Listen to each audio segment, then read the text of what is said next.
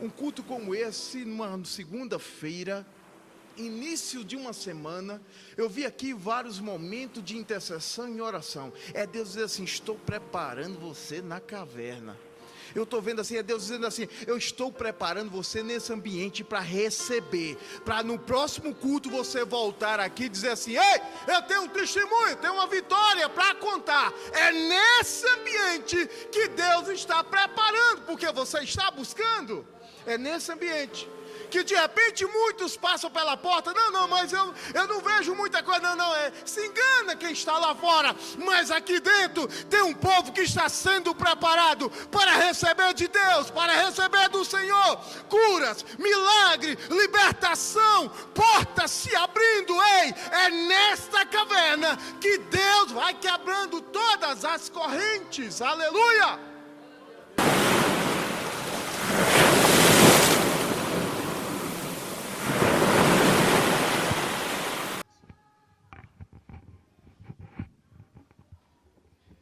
Meus irmãos, a paz do Senhor. Meu Deus, essa apresentação do pastor Rodrigo nos constrange, esse carinho dele, de vocês. Se ele é assim, eu tenho certeza que a igreja não é diferente, que a igreja sempre é a cara do pastor, não é verdade, pastor Clécio? Muito obrigado, pastor Rodrigo, pelo carinho. Confesso que minha esposa sabe bem disso, eu sou tímido, que o senhor nem imagina. Mas muito obrigado, Deus abençoe. Eu digo que foi um presente de Deus por Deus ter colocado o Senhor na minha vida. Tenha certeza, falo isso com muito temor, debaixo da presença de Deus. Muito obrigado pelo carinho, conte sempre comigo, à disposição, viu? Sempre que precisar, estamos à disposição. Eu falo para ele que eu sou servo dele para serviços leves e pesados, irmãos. Amém? Pastor Clécio é uma bênção, esteve ali na igreja onde congregamos, no Campo Ceilândia Sul. Pastor Luiz Carlos, que é o presidente, foi uma bênção. Pastor Luiz Carlos disse assim: tem que trazer novamente aquele baixinho, rapaz. Isso é uma alegria, foi muito bom. Meus irmãos, abra sua Bíblia, por favor, no segundo livro de Samuel. Segundo livro de Samuel. Aleluia. Segundo livro de Samuel. O capítulo 23. Capítulo 23. Vamos ler 2 versículos. 2 Samuel, capítulo 23. Tá. Porque pensei que fechava aqui a visão. Obrigado, viu? Capítulo 23, o versículo 11 e 12. Todos acharam? Amém? Amém? Diz assim a palavra do Senhor. Depois dele vinha Samar, filho de Agé, o Ararita. Quando os filisteus se ajuntaram em Lei, onde havia uma plantação de lentilhas, e o povo fugia dos filisteus. Versículo 12. Samar, pois, no meio daquele terreno, e o defendeu, e o matou os filisteus. E o Senhor efetuou grande livramento. Amém? Senhor, somos gratos a Ti, Deus, pela oportunidade de estarmos aqui. Nesse momento te pedimos, Senhor, toma cativo todo pensamento, que estamos aqui para ouvir a Tua voz, em nome de Jesus. Amém. Podeis assentar, meus irmãos. Aleluia. Meus irmãos, glória a Deus. Tá ótimo, tá bom, obrigado. Glória a Deus. Esse é um texto que o Senhor colocou no nosso coração para estar compartilhando com vocês nesta noite, nesta segunda-feira, uma segunda-feira toda especial, porque nós rompemos e hoje estamos aqui, estamos adorando ao Senhor. Quando estava meditando nesse versículo, ou melhor, nesta passagem, do livro de Samuel, algumas coisas vêm à mente, o Espírito Santo vai trazendo à nossa memória ao que pôde edificar a minha vida, e com isso, aquilo que foi edificado dentro de mim, vivendo a experiência com Deus, para trazer para vocês, e rogando aos céus que possa visitar com esta palavra, porque eu tenho certeza que ela não volta vazia. Você, da forma, não sei como, mas que entrou aqui, com certeza a resposta de Deus tu vai levar. Pois bem, se você olhar aqui dentro desse capítulo 23, você vai observar que isso aqui, o Senhor nos trouxe à memória, que isso aqui é como se fosse um testamento davídico. É um testamento de Davi. Por que um testamento de Davi? Você vai ver nesse capítulo, você vai observar que Davi estava em idade avançada. Davi já tinha passado pelos seus tempos, alcançado a promessa de Deus de ocupar o trono que Deus havia separado ali para ele.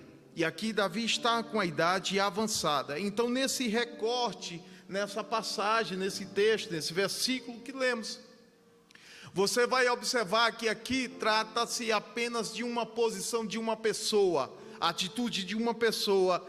Você vai ver que aqui está falando de uma conduta de alguém. Quem é essa conduta que de alguém? Samá. Samá, esta é a pessoa que o texto nos apresenta para hoje meditarmos nele. Mas quando estamos olhando dentro desse versículo, não tem como falar de Samá e a gente fazer uma retrospectiva desse livro, ou melhor, dessa passagem, ou até mesmo de Davi. Não tem. Por quê? Você vai ler lá no livro de 1 Samuel, todos conhecem, vai dizer, pastor, eu já conheço a história, ótimo, maravilha.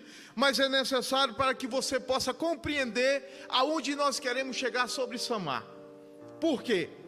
Quando você lê no primeiro livro de Samuel, o capítulo 16, você vai ver a história de uma família que ficava numa vila chamada Belém. Ali tinha a casa de um homem chamado Jessé, que tinha quantos filhos? 8 filhos. 8 filhos Jessé tinha em sua casa. Você vai observar isso lá no capítulo 16. Pois bem, Jessé tinha uma casa repleta de rapazes, de 8 rapazes. Porém, quando você lê a história, quando você lê o primeiro livro de Samuel, o capítulo 16, você vai observar que dos 7 rapazes, eles trabalhavam ali naquela cidade, naquela vila em Belém. Eles trabalhavam ali na redondeza da fazenda do seu pai. Trabalhavam ali naquele ciclo ali perto de casa. Mas quando você olha sobre o 8º rapaz, que estamos falando sobre Davi, ele trabalhava um pouquinho mais distante. Ele trabalhava nas regiões montanhosas, aonde ele ali cuidava das ovelhas do seu pai, ali onde ele cuidava daquele pequeno rebanho. Assim era a vida de Davi. Mas o que eu acho interessante que da vida de Davi, Deus começando a preparar, todos sabem a vida, a história de Davi, ali naquela pequena vila, naquelas montanhas, que muitas vezes a companhia só era o quê? Eram as ovelhas, árvores frondosas, e o que acompanhava? Apenas uma funda e uma harpa. Ou melhor, de repente um violão da época, mas era uma funda e uma harpa. O que acompanhava Davi? Nos momentos de repente de tristeza de Davi, pois está um pouquinho distante, de repente Davi, você vai ver os salmos, com cânticos de Davi, com hinos da época, ele cantando e louvando a Deus. Era o Davi, era o instrumento dele. Quando você olha de repente dentro da história, quando você olha no livro de 1 Samuel, a funda que também era um outro instrumento que acompanhava, para mim estou vendo Davi, cuidando daquelas ovelhas, não tinha nada que oferecendo risco. E para mim fico imaginando, irmãos, Davi pegando aquela funda, pequenas pedras, e com ela tentando acertar um alvo. Qual era o alvo? De repente uma árvore frondosa, bonita, majestosa. Mas Davi pegava aquela funda e ali largava aquela funda com a pedra e acertava. Aqueles momentos de que Davi estava vivendo, a sua fúria era tão grande, de repente, que ele acertava a árvore. Deus estava ali preparando a Davi. O pequenino, o filho esquecido, de repente, lá da casa de Jessé. Ele estava ali treinando, mas não sabendo ele que Deus estava preparando, ele naqueles momentos difíceis, mas Deus estava preparando para ocupar uma posição muito maior. Ei, Deus tem uma palavra para você, aleluia. Não pense que o momento que você está vivendo, você não está sendo assistido. Ei, há nos céus, Apocalipse diz, que os olhos do Senhor é como chama de fogo. Ele está te enxergando e dizendo, olha, eu estou lapidando você para algo muito maior. Aleluia. E Davi ali, eu fico imaginando Davi quando de repente vê aquele urso tentando pegar aquele cordeirinho que ele tanto zelava, que ele tanto cuidava. De repente aquele urso, quando vai, se prepara para dar o bote, e de repente aquelas duas feras. Quem? O urso e Davi. O menino que foi treinado no campo, estava ele diante daquele urso e o cordeirinho. Eu fico imaginando, não está escrito. Ele defendendo o urso, de repente o cordeirinho ali no meio. E Davi de pronto para pegar a sua funda, aquele menino e o urso preparado, ele vai ao encontro daquele cordeirinho, toma em seus braços e diz assim, eu sou o teu pastor e Deus é o meu. Não teve medo do perigo. O menino virou homem. O menino virou homem. Quando um belo dia, você vai ver que a palavra de Deus diz que chega Samuel na casa de Jessé. E diz assim, olha, tem um sacerdote na casa de nosso pai. Já passou, todos nós passamos, mas tem uma frase dele que eu guardei e vim aqui ao teu encontro. Que diz assim, não assentamos à mesa enquanto o menor não chegar. Isso que eu acho lindo, lugar de honra. Quando você pesquisa um pouquinho sobre a questão do Salmo 23, quando Davi diz assim, derrama sobre mim o quê? Derrama sobre mim o quê? O óleo? A unção? Sobre a minha? Até meu cálice, diante de quem? Dos meus inimigos. Eu acho lindo porque, quando eu fui pesquisar dessa passagem do Salmo 23, era comum os judeus, pela sua cultura, eles quando recebiam uma pessoa importante na sua casa, na sua mesa preparava uma mesa linda, bonita, majestosa. Quando preparava aquela mesa, que colocava ali aquela mesa, colocava cálice, tudo preparado, porque estava recebendo ali um sacerdote, um homem de Deus. Aí eu entendi porque Jessé, nem seus irmãos, nem próprio Samuel sentou à mesa enquanto Davi não chegasse. Porque o lugar de honra seria de quem? Do sacerdote. Mas quando Davi vem, Davi quando senta à mesa, Jessé, quando ele sentou na mesa, no lugar de honra, aí veio o sacerdote e ungiu a cabeça de Davi. Quando ungiu a cabeça de Davi, aí eu entendi porque o Salmo 23, ele fala isso. Que o óleo possa, o quê? Derrame e transborde e enche o cálice na mesa diante dos meus inimigos. Deus estava falando, dizendo assim, olha, o que eu preparei para você, Davi, foi na mesa diante de todos. Ei, Deus tem surpresa para começar dentro da tua casa e ver que Ele é Deus na tua vida. É dentro da sua casa que o Senhor vai primeiro honrar. É dentro da sua casa que o Senhor vai honrar você. E os demais vão ter a notícia, porque a tua casa vai ser referência. A tua casa, muitos vão olhar e dizer assim, olha, aquela casa ali, aconteceu um milagre. Aquela casa ali tem uma moça, tem um rapaz que recebeu a presença de Deus. Escuta, o milagre vai partir, muitos vão conhecer, mas é lá na tua casa. Não adianta sermos reconhecidos, aplaudidos pelo mundo, e dentro de casa não sermos reconhecidos. Em março foi meu aniversário. Cheguei em casa, a minha mais velha, tenho 4 meninas. A esposa 5 e a sogra, de vez em quando está lá, é 6. Aí a minha mais velha tem 11 anos, pastor Rodrigo. Quando eu encostei o carro na garagem, chegando do serviço. Aí na garagem tinha lá uma... Como é que chama? Quando vai fazer um aniversário, tem uma... Hã? Mas tem um desenho, uma temática, né? Aí tinha um desenho lá colado. Olha só, tinha um desenho, pode perguntar, quem tiver, pastor Rodrigo, de oportunidade de passar com a minha família, pergunte. Aí estava lá, um desenho de uma criança orando, com os joelhos dobrados.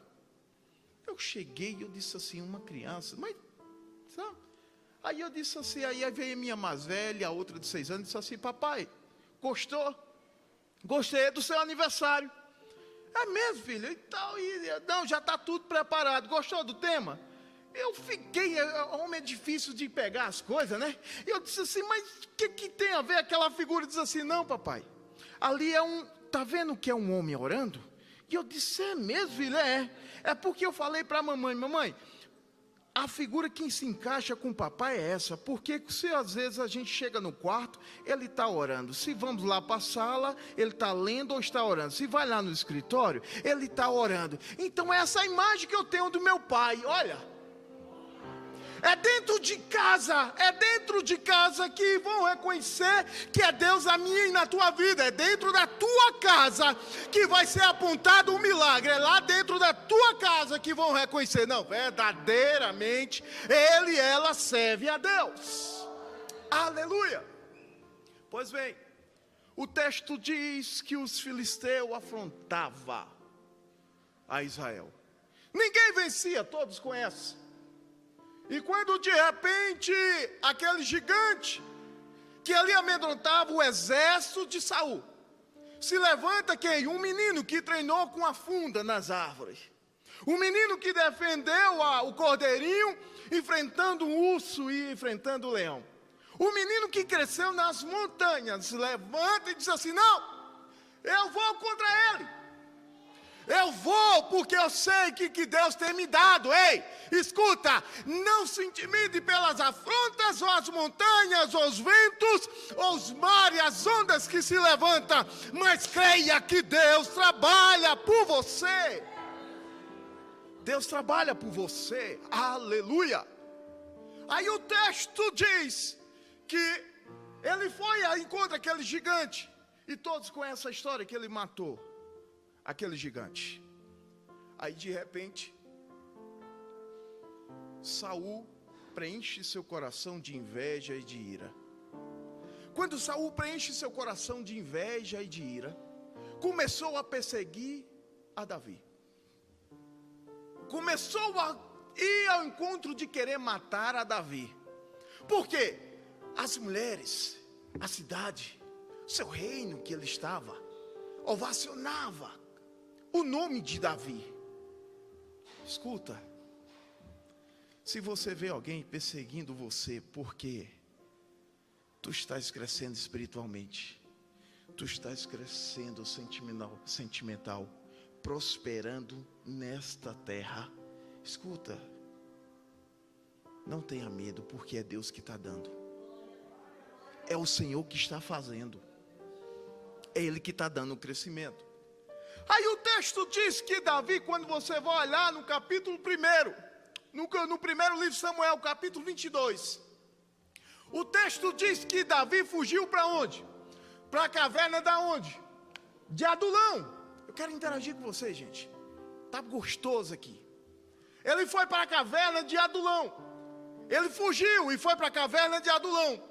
Quando você olha o Salmo 142, você vai observar que o Salmo 142, ali é um cântico de Davi, aonde diz que ele viveu seus momentos sombrios. Quando você olha o 57, você vai ver um Davi de joelho. Quando você olha o 34, você vai ver Davi de pé dizendo, bendirei ao Senhor e tudo que há em mim, bendiga o seu santo nome. Ei, é posição, é estratégia, a saber a quem nos dobrar para receber. Aí Davi foi para a caverna de Adulão. O capítulo 22 do livro de 1 Samuel diz assim que na caverna de Adulão tinha 400 homens endividados e oprimidos. 400 homens endividados e oprimidos. Chegando Davi dá quanto? 401. Pronto. Aqui já está lotado, ainda chega mais um. Chegou Davi naquele cenário de homens que era tido como escória, aonde não olhavam para eles, não davam valor para eles. Escuta, tu estás no ambiente certo, tu estás na casa certa, porque aqui tu tem valor. Aqui é um lugar que o Senhor assiste e te dá a vitória. Aqui é um lugar que Ele enxerga as tuas orações. Aqui é um lugar onde tu tem resposta. É nessa caverna, nesse pequeno espaço, que Deus vai te conduzindo e vai te guardando, vai te dando vitória, aleluia. É nessa caverna, é nesse ambiente aqui, ó, que Deus forja. É nesse ambiente que Deus está forjando. Chega Davi naquela caverna de Adulão. Aí você quando chega, olha Davi quando chega lá, eu fico imaginando. Tem um livro do Charles Swindoll que diz Davi segundo o coração de Deus. É excelente. Eu ganhei ele em 2006, da minha superintendente da escola dominical. Aí o Charles Swindoll, é interessante que em um dos capítulos daquele livro, ele diz que aquela caverna era fria, úmida e de repente mal cheirosa. 400 homens, fria, úmida e mal cheirosa. Habitava ali homens que estavam esquecidos pela sociedade. É isso que eu amo a palavra. Que muitas vezes aí fora não te dão valor. Aí Deus vai lá e resgata. As pessoas dizem que nós somos presos. Não. Nós éramos presos e o Senhor nos trouxe para nos fazer livre. Essa que é a verdade. Nós somos livres. Aí quando de repente Davi naquela caverna, tudo que Davi passou, aquele campo, aquela caverna virou um ambiente de quê? De treinamento. Virou um ambiente de treinamento. Uma pequena caverna virou um ambiente que Davi começou a treinar aquele povo. Um culto como esse, numa segunda-feira, início de uma semana, eu vi aqui vários momentos de intercessão e oração. É Deus dizer assim, estou preparando você na caverna. Eu estou vendo assim, é Deus dizendo assim, eu estou preparando você nesse ambiente para receber, para no próximo culto você voltar aqui e dizer assim, ei, eu tenho um testemunho, tenho uma vitória para contar. É nesse ambiente que Deus está preparando, porque você está buscando. É nesse ambiente que de repente muitos passam pela porta, não, mas eu não vejo muita coisa, se engana quem está lá fora, mas aqui dentro tem um povo que está sendo preparado para receber de Deus, para receber do Senhor, curas, milagre, libertação, portas se abrindo. É nesta caverna que Deus vai quebrando todas as correntes, aleluia. É nessa casa de oração. Aí Davi pega naquele ambiente e começa a trabalhar com aqueles homens. Uma coisa que é interessante, eu tenho uma família linda. Mas uma coisa interessante que eu vi nesse texto é o seguinte. É porque, pastor Clécio, pastor Rodrigo, herança a gente deixa para alguém, sim ou não? Mas legado você constrói em alguém. Davi não tinha herança, mas ele tinha um legado. Chegou diante daquela caverna e disse assim, vem cá. Um ambiente, aquela caverna era um momento de restauração. Era de reestruturar, trazer de volta o caráter. Reestruturar a vida daqueles homens que estavam oprimidos, endividados. Aqueles homens que estavam esquecidos. Ali era um ambiente que Davi, não, peraí. É aqui que eu vou formar meu exército. É nesse ambiente que eu vou formar o meu exército. Porque quando você lê a história, ali que nasceu todos os valentes de Davi, numa caverna fria e úmida, aí Deus vai e prepara os valentes de Davi. Aleluia! Os valentes de Davi. Aí eu acho interessante no texto, que quando você lê o livro de Crônicas, capítulo 12, você vai observar, diz a Bíblia Sagrada, que os valentes de Davi tinham seu rosto como leão, e rapto feito a coça. Tinha velocidade. Aqueles homens oprimidos, agora tinham seus ossos feitos como leão, rapto feito a coça. Você entendeu? Deus preparando a vida de Davi, preparando homens através de Davi. Aí quando chega, você olha no texto ali, 400 homens. Ah, pastor, o senhor vai falar dos 400? Não tenho condições. Dos 37 que está registrado em 2 Samuel, também não dou conta. Dos 3, vou tentar falar. Aí dos 3, o texto que nós lemos, ele se inicia no capítulo 8, que tem a epígrafe, os valentes de Davi.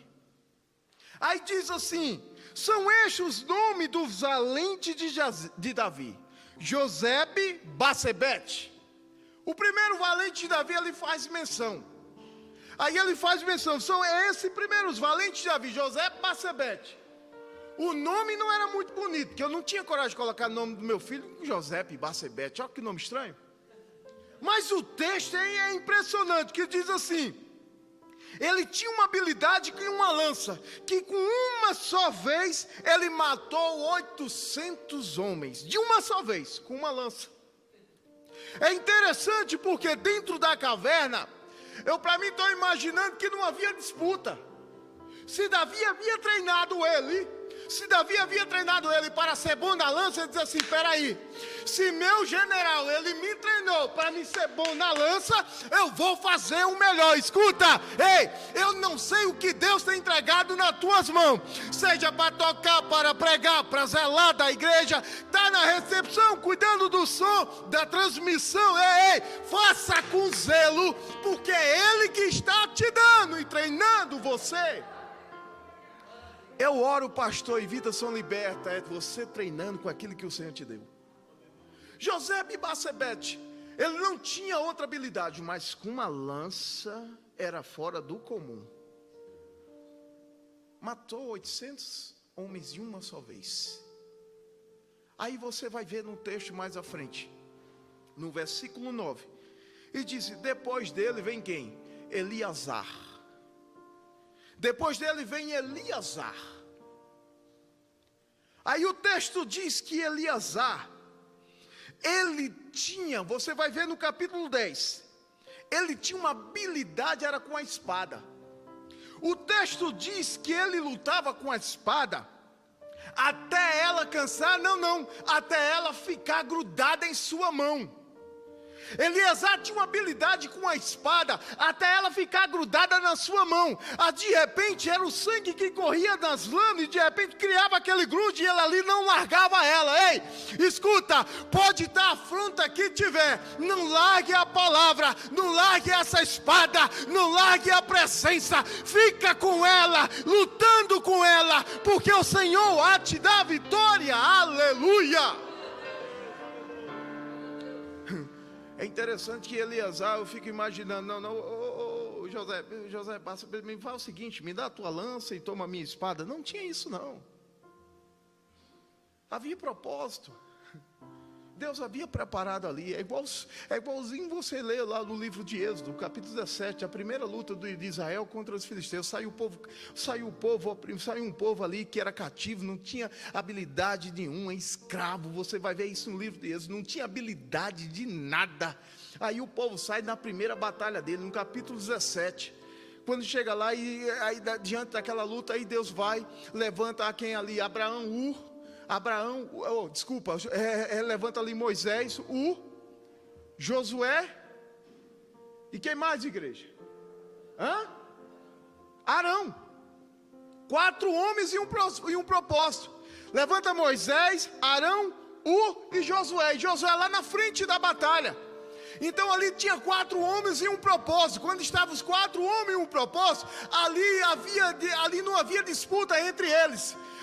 Não havia disputa entre eles. É no capítulo 17, versículo 8. Então estava 4 homens e um só propósito. Escuta, nesta noite estamos aqui reunidos porque há um propósito de Deus, há um propósito do Senhor. Não é disputa. Eu não disputo com o pastor Rodrigo, nem com o pastor Clécio. O pastor Clécio disputa comigo. Não, aqui há um propósito, e o propósito é o reino, aleluia. Há um propósito de Deus. Aí o texto diz: Eleazar com aquela espada grudada na sua mão, não largava. Aí chega o versículo que lemos, do capítulo 23, do versículo 11. Aí diz assim: depois dele vinha Samar. É interessante que o 9, falando de José, Basebete, de Eleazar, diz a habilidade que ele tinha. Mas quando chega em Samar, diz assim: depois dele vinha Samar, filho de Agé, o Ararita. Aí você vai pesquisar sobre Samar, não tem mais do que da história que ele era os valentes de Davi. Não fala em nenhum momento qual era a sua habilidade. Aí diz assim, só diz assim: vinha Samar, filho de Agé, o Ararita. Aí você vai pesquisar sobre Agé, você não vê história nenhuma sobre ele. Ararita, deixa eu ir buscar a história dos Ararita, também não tem. Mas é interessante que deixou registrado, a palavra de Deus está registrado, que algum ensinamento tem para nossas vidas. Aí diz assim: quando vinham os filisteus se juntarem em Lei, onde havia uma plantação de lentilhas, e o povo fugia dos filisteus. Samar, o Agé, o Ararita. É interessante que quando você lê a história, que Davi quando ocupou o trono, você vai ver que os filisteus nunca mais tiveram êxito nas suas conquistas. Não teve. Por quê? Deus era com Davi e levantou homens valentes. Você vai observar isso. Aí o texto diz assim: e tinha uma plantação de quê, irmãos? Uma plantação de quê? Aí vinham os filisteus querendo tomar a plantação de lentilhas.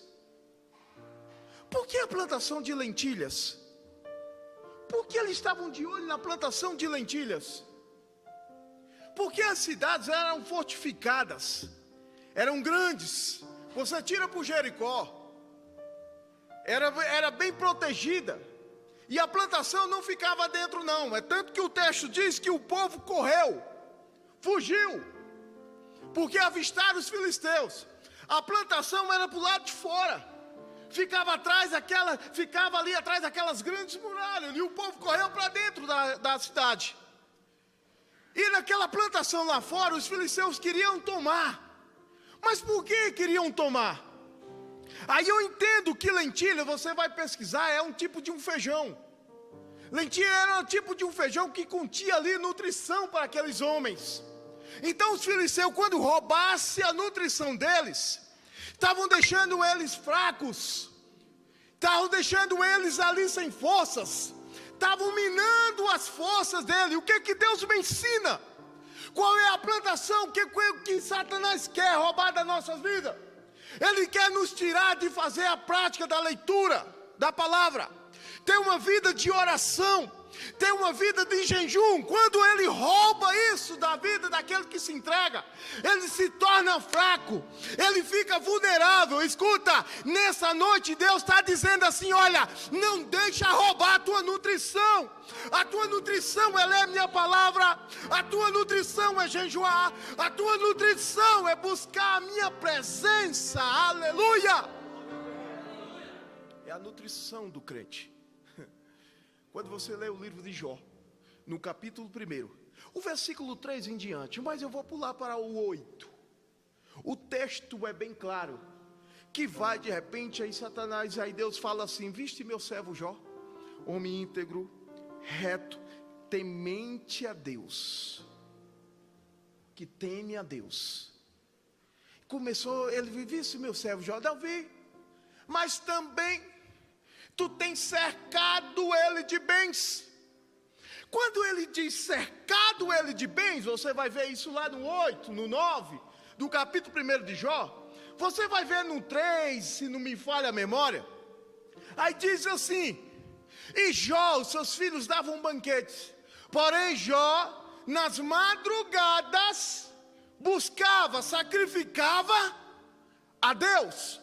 Por isso que Satanás diz assim: também tu tens cercado ele. Por que tem cercado? Deus tinha cercado Jó. Porque nas madrugadas Jó buscava a Deus. Então quando Deus faz o cerco, escuta, não tem inimigo, não tem levante que entre na minha e na tua vida, porque estamos cercados pela presença, e quando estamos cercados, não tem diabo nenhum que possa entrar ou se andar dentro da nossa casa, da nossa vida, porque estamos cercados. Aí Deus vai e fala assim: tá bom, vai lá e toca tudo no que ele tem. No versículo 14 do primeiro capítulo, qual foi a primeira coisa que o diabo tirou? Qual foi a primeira coisa? Os bois. Está lá, pastor. Os bois. Veio um mensageiro e disse assim: veio e levaram tudo, só mataram teus servos, só escapei para te trazer as notícias. Levaram tudo, os bois e os jumentos. Por que os bois? Por que os animais, os bois? Porque os bois eram o sacrifício que Jó apresentava a Deus. O que a palavra de Deus nos ensina com essa passagem? É que muitas vezes no nosso ambiente, a primeira coisa que Satanás quer é tirar a nossa adoração a Ele. Eu vou tirar a adoração de Jó, eu quero vê-lo buscar. Independente do ambiente que você está, adore a Ele. Independente do ambiente que você esteja passando, adore a Ele. Faça como Gideão, que estava no lagar, malhando trigo. E lagar é lugar de quê? De malhar o quê? Trigo, uva. Lagar é lugar de malhar uva, mas ele estava malhando o quê? Trigo. Era Gideão dizendo assim: Senhor, independente do que estamos passando, eu faço meu ambiente um lugar de adoração. Independente do ambiente que você esteja vivendo, adore a Ele, que pode ter certeza que o socorro vem. Aleluia! Adore ao Senhor. Aí o texto diz que Samar, ele defendeu aquela plantação de lentilhas. E o texto diz que o povo fugiu. O que eu acho interessante, que quando você lê no livro de Gênesis, capítulo 25, 27 e diante, aí quem é que chega cansado, faminto? O texto é bem claro. Chega cansado e faminto. Esaú. Chegou da caça. Jacó vai e prepara um prato de lentilhas. O texto diz que ele chegou o quê? Cansado e... Porque quem chega cansado e faminto, ele não olha para as oferendas. Mas quem é nutrido pela palavra, pode oferecer o que for, que você não se entrega. Pode oferecer o que for, mas você não se entrega. Chegou ele cansado e faminto. O que Deus me ensina nessa noite? É que você não troque as coisas eternas por coisas passageiras. Não troque nada daquilo que é passageiro por coisas eternas. Porque o que é eterno foi pago um preço. Aonde você olha nas escrituras em Gênesis, aonde Adão, ele perdeu o paraíso no jardim, mas foi no jardim que Jesus resgatou, lá no Getsemane, dizendo: olha, Adão perdeu, Adão largou o paraíso, mas eu estou lá, eu estou resgatando o paraíso no jardim, pela minha vida e a tua vida, aleluia. Foi num jardim. Aí o texto diz que Samar, no versículo 11, ele defendeu aquele pedacinho de terra. Ele defendeu porque era uma herança. Eu, para mim, estou vendo Samar dizendo assim: Abraão perdeu a primeira, mas eu não quero perder. Isso é uma promessa. Eu faço parte dessa promessa. Quem é que faz parte da promessa de Deus? Eu faço parte desta promessa. Foi Deus que me deu, e eu vou defender aquilo que o Senhor me deu. Aí é interessante que o texto, o versículo 1 diz assim: e Samar pôs no meio daquele pedaço de terreno. O que é interessante, que Samar tomou uma atitude. Você vai ver no versículo 11 que ele diz: Samar pôs-se no meio. Ele tomou uma atitude, não ficou esperando, ninguém empurrou não. Ele pegou, se colocou no meio, o povo gritou, lá vem os filisteus, e Samar corre para o meio daquele pedaço de terreno, e ele fica ali, ó. Ele se colocou no meio. Muitas vezes é assim na nossa vida. Se queremos receber de Deus, temos que nos posicionar. O pastor Clécio leu aqui Jeremias: clama a mim, e responder-te-ei, e dar-te-ei coisas grandes e ocultas que não sabes. Aí quando você lê o livro de Isaías, no capítulo 58, o versículo 11, o Senhor diz assim: se pedires, se clamares, e então se é meu, e o então é de Deus, o se depende de mim, e o então o Senhor entra. Ou seja, quando nós tomamos uma posição, aí então Deus entra no processo, Deus entra na cura, Deus entra no milagre. Ei, aleluia! Se entregue. Só basta se entregar. Só basta se entregar. Vinde a mim, todos que estáis cansados e oprimidos. Tome a sua cruz e siga-me. Mas o texto de Mateus diz assim: se quiseres. Se quiseres, há uma liberdade que o Senhor dá. A partir do momento que você decide em seguir, em ser orientado por Deus, você já não caminha com seus pés. Mas se eu passar pelo fogo, tu passa. Se eu passar pelas afrontas, a tempestade, tu passa. Eu entendo quando diz assim: se quiseres, vinde após mim, tome a sua cruz e siga-me, se quiseres. Eu entendo aqui, é Deus dizendo assim: olha, tu pisa onde eu piso, que tu passa onde eu passo. Tu pisa onde eu piso, que tu chega onde eu cheguei. Aleluia. Está claro. Está claro. Aí o texto diz: e Samar se pôs no meio daquele terreno e o defendeu. Ele tomou uma posição. Ele tomou uma posição. Quando você lê o livro de Mateus, capítulo 18, versículo 20, diz assim: onde tiver 2 ou 3 reunidos em meu nome, eu estarei. Eu estarei no meio. Quando você lê o livro de Lucas, no capítulo 2, você vai ver, quando Jesus, lá no templo, é interessante que quando, olha só, que coisa linda, que Maria e José foram para Jerusalém, festa, era uma festa tradicional dos judeus, eles foram para a festa, eita pastor, eu vou encerrar, eles foram para a festa, No momento que eles foram para a festa, passaram todo momento dentro de Jerusalém adorando. O texto diz que quando passou-se os dias e seus pais voltaram, um dia de caminhada, quando de repente procuraram Jesus e não acharam.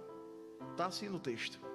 Aí eles pegam, voltam, 3 dias eles voltam e vão procurar Jesus. O texto diz que procuraram Jesus em todo canto. De repente diz assim, aí foram lá para o templo. Quando chega lá estava Jesus. Aí Deus traz para a nossa vida o seguinte: será que só sentimos Jesus como estamos aqui? É você sair daqui nessa noite com Jesus. É você sair aqui nessa noite com Jesus. Diz assim, Jesus, estou indo para casa, não me deixa não. É você sair de mãos dadas com Jesus. Não faça como Maria e José, que esqueceram de Jesus. Ainda ficaram rodando, procurando onde estava Jesus. Só sentia Jesus quando estava no templo. Saíram do caminho, foram embora para sua casa, esqueceram, perderam Jesus. Aí teve que voltar para onde? Para o templo. Porque sabia que no templo Jesus estava lá. Aí estava Jesus ali no meio dos doutores. Então você não se perca, saia daqui com Jesus. Não fique buscando somente a Jesus aqui, mas em todo o tempo, em toda hora, buscando, se alimentando da palavra. Ei, quando nós nos posicionamos, buscamos ao Senhor, se alimentamos da palavra, ei, pode ter certeza, aonde muitas vezes vem os ventos se levantando, mas não vai atingir a tua vida, porque Jesus está com você, aleluia. Há uma aliança, há uma parceria. E acabou-se. E o texto diz que Samar se pôs no meio daquele terreno e defendeu. Aí o versículo se encerra dizendo assim: matou os filisteus. Mas o que eu acho lindo é o final deste versículo. E diz assim: e o Senhor efetuou grande livramento. E o Senhor efetuou. Você não entendeu? Aqui está filisteu no plural, querido. E o Senhor, você não entendeu ainda. É Deus dizendo assim: olha, as tuas lutas, eu que vou dar o livramento. As tuas lutas, sou eu que vou dar o livramento. E o Senhor efetuou grandes livramentos. Aleluia. Fique de pé em nome de Jesus. E o Senhor efetuou grandes livramentos. Olha para o seu irmão, mesmo a distante, aponta o dedão para ele. Ei, ó, o Senhor já efetuou grande livramento. Aponta para ele, diz assim: olha, o Senhor efetuou grande livramento, mas defenda aquilo que Deus deu. Aleluia. Defenda aquilo que Deus te deu. Não abra mão. Não abra mão da promessa. Não abra mão da promessa. Não abra mão da promessa. Porque aqui é o lugar da promessa. Aqui é um ambiente de promessa. Já tem lançado proposta e propósito para próximos cultos, porque aqui tem promessa. Porque eu estou diante de um grande exército. Eu estou diante de um grande exército. Estou diante de um grande exército que eu sei que Deus levantou. Vou encerrar, irmãos. Sistema de correios. Hoje já não se usa mais cartas, né? Não sou tão velho, mas ainda cheguei a namorar com minha esposa com cartas. Remetente e destinatário, não é isso, pastor? Eu, para mim, estou vendo no culto como este, dia 28 de junho, de repente Deus faz assim: onde é que vai estar o Josivaldo hoje? Vai lá na Adelago, lá no Deck Sul. Tá bom, o que é que tem hoje para a vida dele? Deixa eu ver aqui, Senhor. Para a vida dele, tu tem tais promessas, isso para acontecer. É mesmo? Então vai lá e entrega para ele. Aí de repente o anjo fala assim, isso eu imaginando: Senhor, aonde que ele mora? Ele mora na rua da vigilância. Certo? Qual a cidade, Senhor? Cidade da santidade. Qual é a casa dele? É casa de oração. Qual é o CEP dele? É bondade, é misericórdia, é amor. Então vai lá e entrega. Aí de repente vem um anjo no endereço que o Senhor foi e falou, aí volta com a carta. Quando volta com a carta, diz assim: não entregaste para ele não?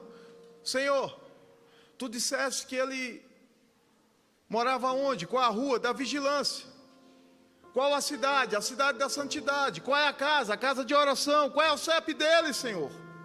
Da bondade, da misericórdia. Eu não entreguei, Senhor, porque eu não achei ele. Escuta, sabe por que muitas vezes não recebemos de Deus? É porque costumamos de mudar de endereço. Se tu quer receber do Senhor, permanece no teu endereço. Permanece aonde Ele te plantou. Porque aonde Ele te plantou vai fazer você florescer. Aonde Ele te plantou vai fazer você florescer. Agora coloque a mão no seu coração em nome de Jesus. Aleluia. Aquilo que está impossível aos teus olhos, aquilo que está difícil para você, tu está em um ambiente, numa caverna, que eu tenho certeza que tem resposta de Deus para a tua vida. Porque esse ambiente, essa casa aqui, é onde Deus está forjando, está preparando você. Está te passando por grandes dificuldades, mas o Senhor está preparando para você crescer na presença dEle. Você vai ver lá o Salmo 92, versículo 12. Diz assim que o justo florescerá como a palmeira e crescerá como o cedro do Líbano. É interessante que o cedro do Líbano, já vou finalizar. O cedro do Líbano, ele tem uma característica diferente de qualquer outra árvore. Ele com 3 anos e meio, ela cresce apenas de 3 a 4 centímetros. Mas as suas raízes, ela cresce, ela desce à procura de água. Ela é diferente de qualquer outra árvore. Um diz que é uma árvore a árvore da vida, que ela chega a crescer 40 metros. Frondosa, bonita. Aí quando ela vai descendo nos 3 anos e meio, diferente de qualquer outra árvore, que quando bate numa rocha, o cedro do Líbano é quando a árvore bate, a sua raiz bate numa rocha, qualquer outra árvore, ali ele para e não cresce mais. Mas o cedro do Líbano tem uma particularidade. O cedro do Líbano, segundo os botânicos, eles dizem que quando ela cresce as suas raízes, nos 3 anos e meio, que cresce apenas 3 a 4 centímetros, quando cresce suas raízes e bate numa rocha, aquela raiz dele começa a se abrir, abraça a rocha e começa a crescer, e ali cresce abraçado na rocha. Isso é parecido com o quê, irmãos? Isso é parecido comigo e com você. Quando estamos passando por dificuldade, estamos nossas raízes abraçadas em Cristo. Ei, se tornamos uma árvore frondosa e bonita, e não tem vento nenhum que possa parar o teu crescimento. Por quê? Porque eu e você estamos firmados, aleluia, na rocha que é Cristo. Na rocha que é Cristo. Você está firmado na rocha que é Cristo. Deus, aqui está a tua igreja. Aqui está o teu povo, Senhor. Não sabemos, Deus, o que eles precisam. Não sabemos, Senhor, mas tu sabes, Deus. Nessa noite que o Senhor possa visitar, Pai. Que o Senhor possa ir o mais profundo, aquilo que muitas vezes chegaram aqui angustiado. Mas eu creio, Senhor, através da tua palavra, o Senhor traz libertação, o Senhor traz conforto, o Senhor traz, Senhor, transformação. Coloca um bálsamo, Senhor, na vida de cada um que aqui está. Deus, em nome de Jesus, porque sabemos, Deus, que este lugar, que esta caverna é uma caverna onde o Senhor restaura aquilo que se havia perdido, aquilo que estava perdido. Mas aqui é um ambiente, Senhor, que tu chama a existência aquilo que não existe, e da forma, Deus, toma em tuas mãos cada um, Pai. Toma em tuas mãos o pastor dessa igreja, esse povo, Senhor, em nome de Jesus, em nome de Jesus. E diga para o seu irmão, e diga: o Senhor efetuou grande livramento. Aleluia.